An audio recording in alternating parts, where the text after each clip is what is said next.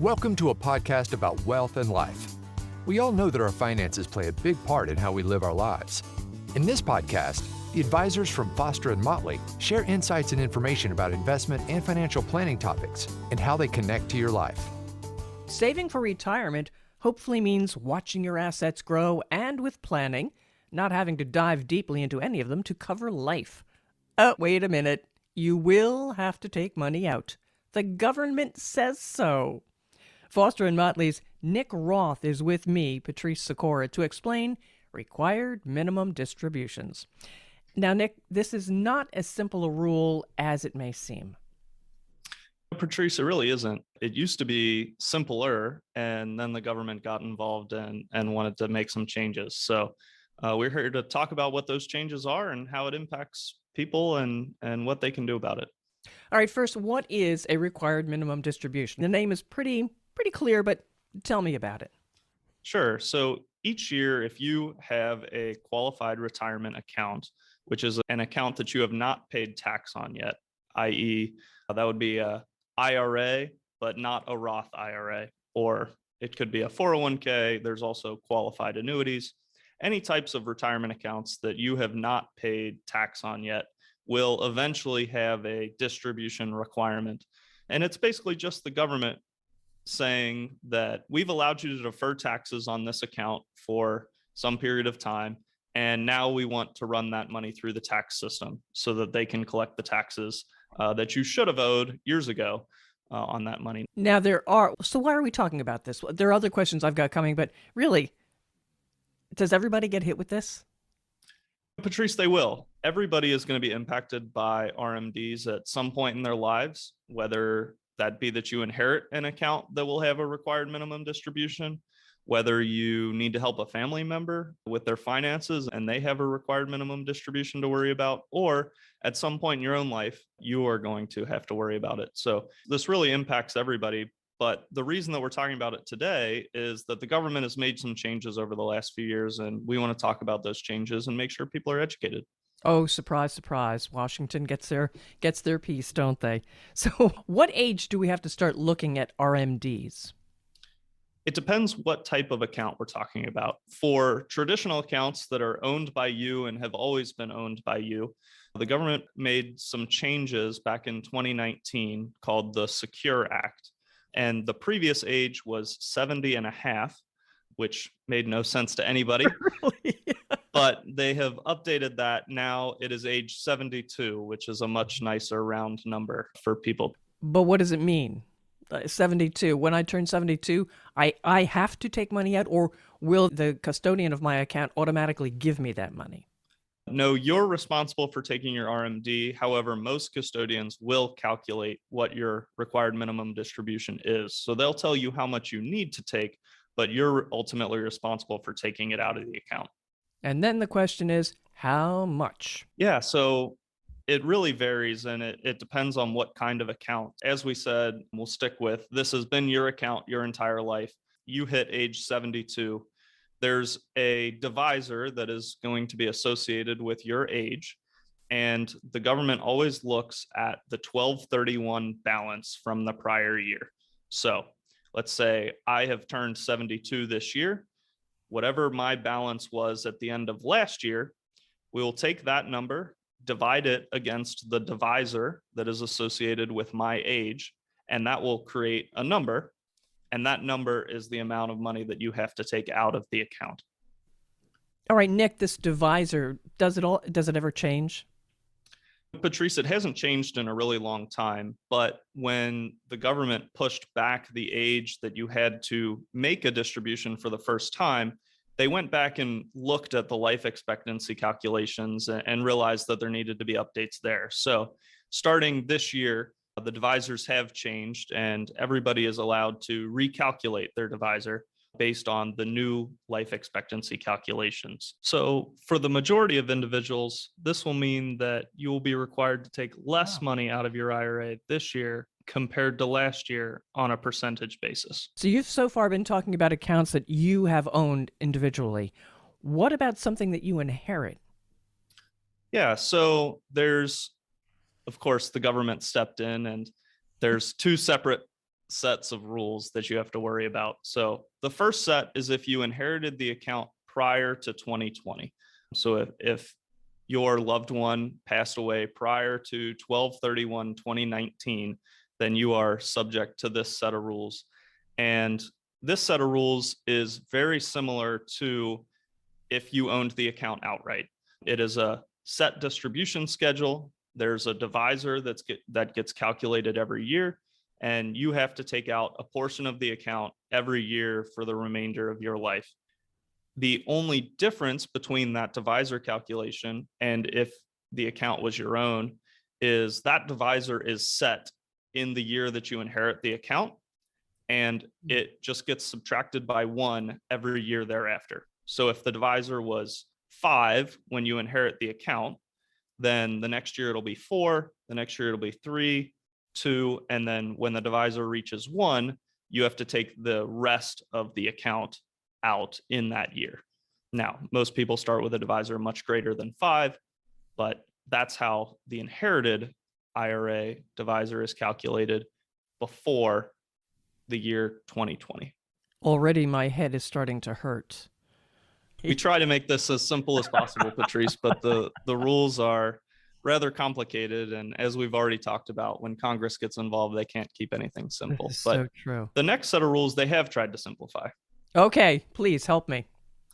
So if you inherited the account after 2020, so 1/1/2020 or later, then there's actually no required distribution until the 10th year that you've owned the account. It was intended to simplify the rules, but also accelerate the amount of time that all of the assets run through the tax system.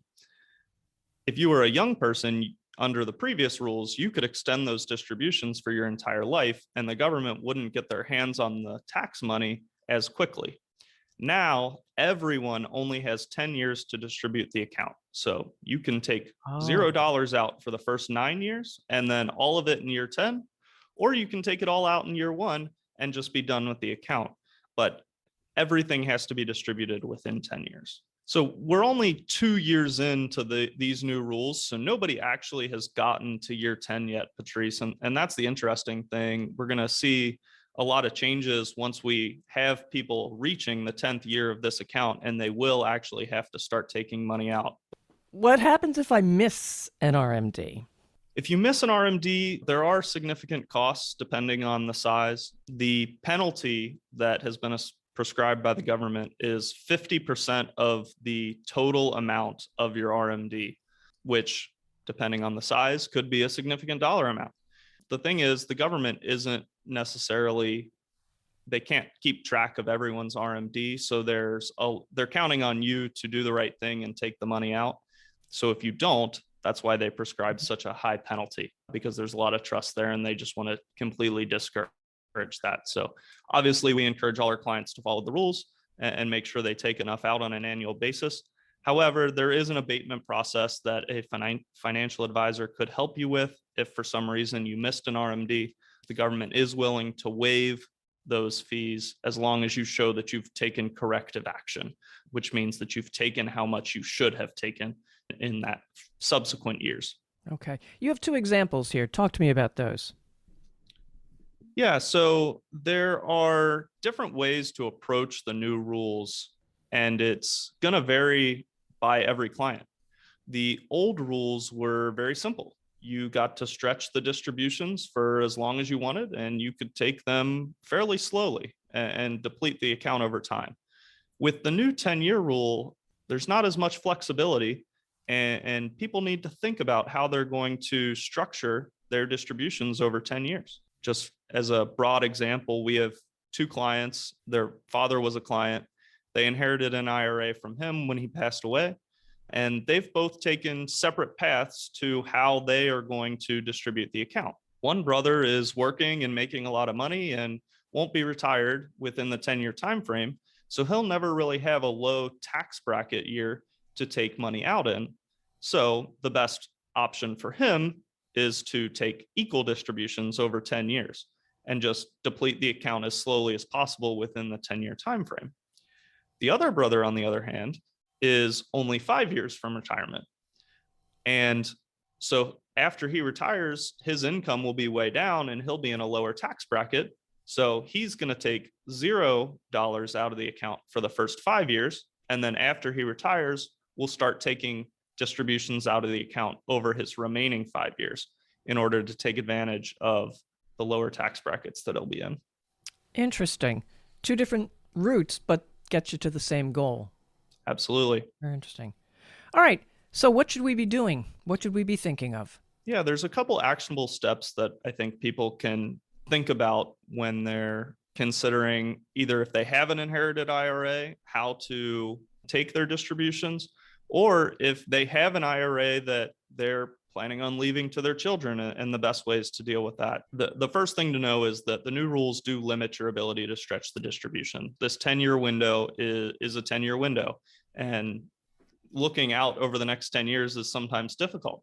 So taking the time to think about what the next 10 years of your life look like from a tax perspective is something that a financial advisor can really help you do if you're struggling to do it yourself. So planning for what those next 10 years look like is an important step once you inherit an IRA. All right. And then less pre-tax money to someone in a higher tax bracket? Yeah. So the second thing is if you haven't passed away yet and you have an IRA that you're considering giving to your children, and let's go back to the example of the brothers, right? One brother is a high earner who is making a lot of money and is going to be in a high tax bracket for the foreseeable future. It may be better to leave him post-tax money that you've already paid tax on so that he doesn't have to pay tax on it in his highest tax bracket.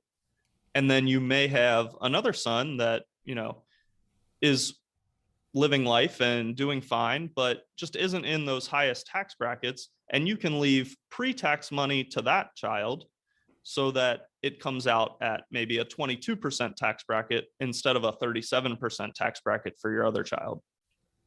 All right. Nick, obviously there are lots of questions here, lots of ins and outs to this RMD. How can people reach you at Foster and Motley? Yeah, I think the most important thing to keep in mind, Patrice, there is that things change. And so it's always best to consult your F&M team or a financial professional if you have questions. And people can reach us at 513-561-6640 or visit our website at fosterandmotley.com. So required minimum distributions, people, are something you do not want to mess up. Nick, thanks for so much information. And for quick, useful information about your finances, follow this podcast and share with others. I'm Patrice Sikora, and let's talk again later. Thank you for listening to Foster and Motley, a podcast about wealth and life. Click the subscribe button below to be notified when new episodes become available. The information discussed and posted represents the views and opinions of the guest and does not necessarily represent the views or opinions of Foster and Motley. The content has been made available for informational and educational purposes only. The content is not intended to be a substitute for professional financial advice. Always seek the advice of your financial advisor or other qualified financial service provider with any questions regarding your financial planning and investments. Foster and Motley is not affiliated with any third-party providers.